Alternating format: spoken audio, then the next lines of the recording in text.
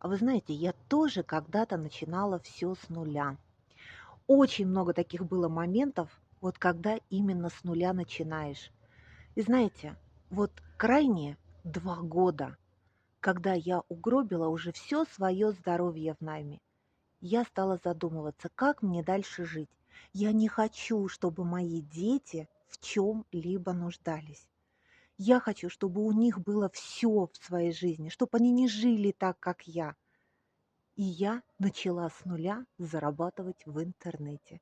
В первую очередь я стала изучать полностью интернет, где лучше, и сравнивать. И когда я уже полностью разочаровалась, мне попался парень. Он мне все рассказал, объяснил, как работает наша компания. У меня получилось, значит, и у вас обязательно получится. Было бы ваше желание. Вот если вы хотите изменить свою жизнь в лучшую сторону, до встречи в Телеграм.